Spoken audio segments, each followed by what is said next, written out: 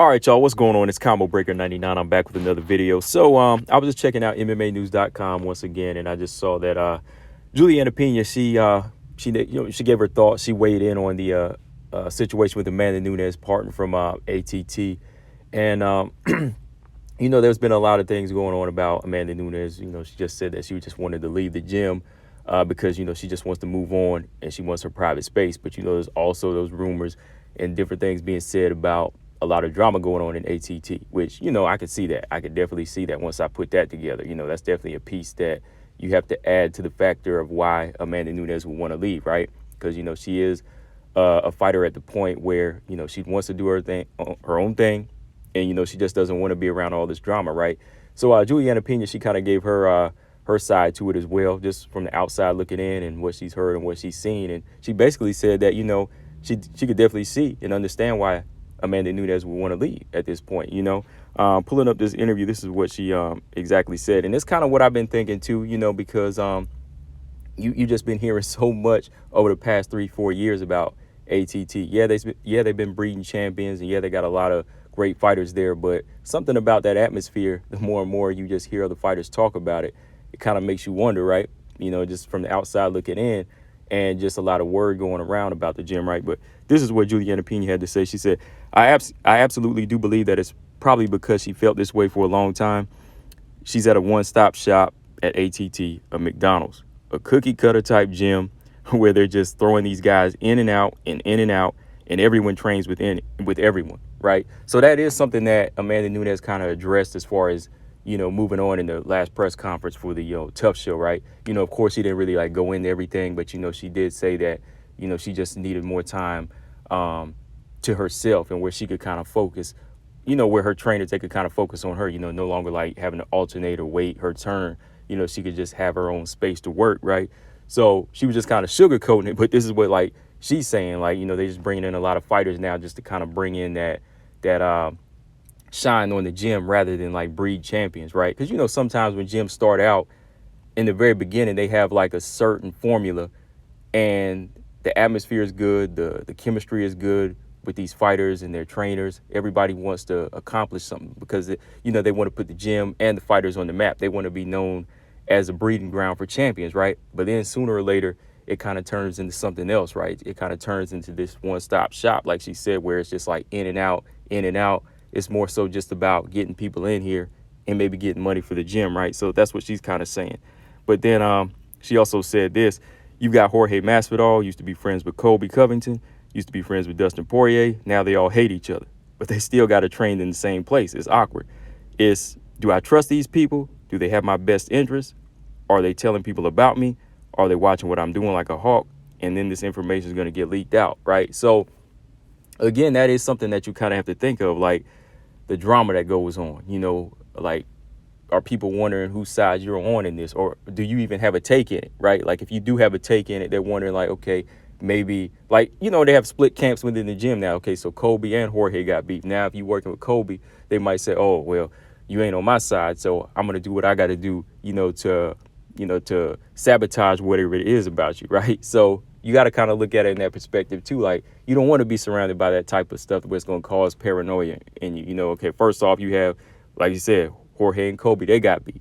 Then you had Colby Covington and Wmma having beef, right? There was a point where they was beefing it up. I remember I talked about that a couple years ago. And then you had Agapova and Marina Moreau having beef. And theirs was a little bit more it wasn't as publicized, but it was kind of serious. I mean, it involved, violence, physical violence, knives, drugs, what have you, all of that, So for Amanda Nunes kind of walking into that, let's say if you walk into that every day and somebody say, oh, did you hear about so-and-so doing this and that?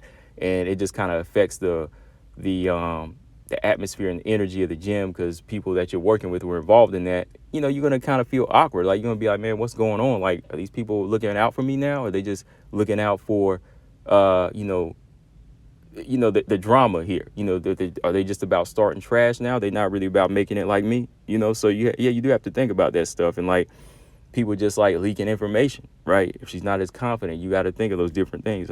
What else did she say? And then she kind of went in about the Kayla Harrison situation. She said it's a whole lot of paranoia. It's a lot of people making sure that they have your best it's a lot of people making sure they have your best interest. So I don't know exactly what happened, but I feel like that's definitely some part of what she feels like why she needs to leave, especially with them saying, oh, Kayla Harrison's the team captain.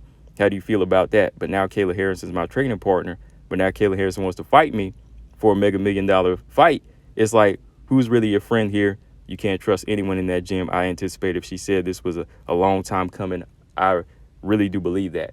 So yeah, even like the situation with Kayla Harrison, right?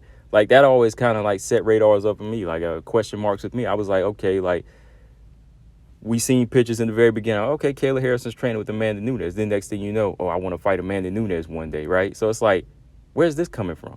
Like, where's all this talk coming from? I thought you were just trying to work with me. Like, we don't even fight for the same organization, but for some reason you in my camp talking about wanting to fight me, right? So that's another thing. Like, you never know. Low key, Amanda Nunes might feel a certain way. She ain't gonna be the type to just straight up say it, but she's like, oh man, look Kayla Harrison in here trying to, study me so one day she can try to capitalize off me. Everybody knows the saying, like, keep your friends close but your enemies closer, right?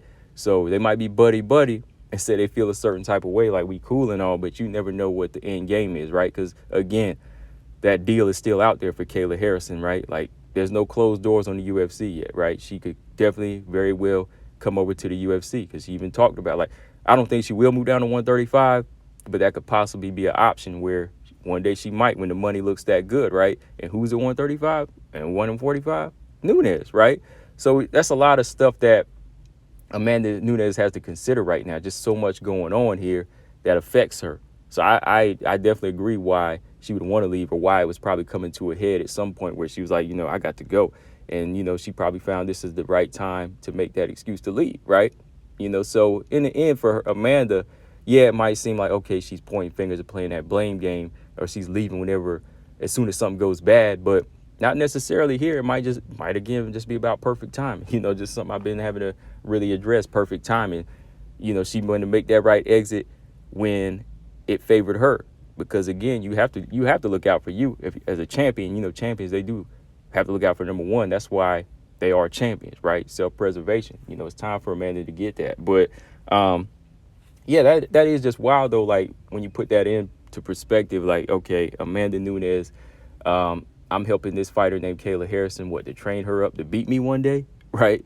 That could possibly come over here and try to, call me out and fight me. So I could definitely see her wanting to leave that situation as well, for those reasons. Like, the reasons she discussed earlier that I did a video about, yeah, you would definitely want to leave for that, just because, yeah, you want to focus on you and get that work in that you need. Like, she's still bringing over some of her team from over there, like, Mike Brown, she's still working with him. She still got the same wrestling coach and so on. But I guess it's just all about getting out of that element right now, because like I said, ATT's coming off more as like a drama show now for some of these fighters that's been going around. You don't want to be around that, and I know it might seem fun to the outsiders, or like the casual fans, because it's like, oh man, look, so-and-so got beef, it's going to turn into a good fight. But no, it ain't. It's definitely not. Like, you won't really get your best if fighters are working in such I hate to use the word, like, it's, such a popular word now, toxic, right?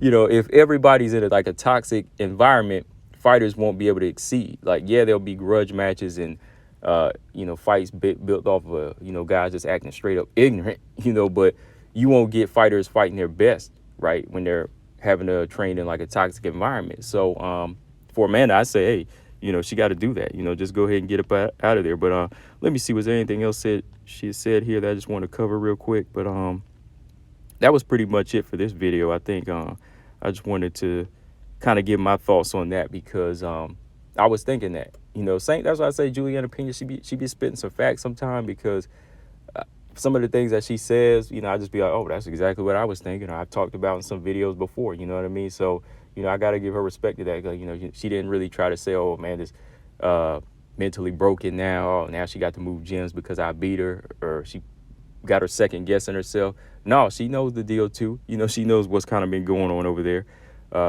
whenever it comes down to it. But yeah, like I said, my final thoughts, you got to do what's best for you as a champion. And like I said, being around like Kayla Harris, okay, yeah, like that would be cool if they was never gonna fight, but you never know what's up. So if it's in her best interest to say, hey, like for Kayla, she's saying, oh, I can get what I can get here, and study this fighter, get down to it, her strengths and her weaknesses is good for her. But for Amanda, no, right? For Amanda, no, she's like, I gotta go. I gotta go because I don't know what it is that they're trying to do here, and it really is affecting my performance, right? I mean, there's been other excuses Amanda's made, as far as like her doctor saying not to take the fight. He said, I told you not to take the fight. Knee injuries, the C19, whatever, right? But I think when it really comes down to it, this is like, this is also one of those added elements to why, we could say she kind of underperformed, right? But again, I ain't taking no excuses. That's up to the fighter. They got to get in and get out and get to the place where they can really get that work in. But one more thing, like we always talk about, that's why we say fighters can't be friends, because like Julianna Pena had said here, that Kayla Harrison, she probably thought like Kayla Harrison is her friend or whatever, training partner. But no, you don't really have friends in there, especially if they just coming in out of nowhere, out the woodwork, young fighter they bringing in, they trying to hype up. That's not really your friend. That's why when these fighters say, oh, I can't fight this person, even though they are in a higher rank than me because we're training partners or friends, I don't really co-sign that. I mean, one day y'all got to fight if you really want to go for that gold. But yeah, guys, let me know in the comment section what y'all think. Combo Breaker 99. I'm out. Subscribe. Peace.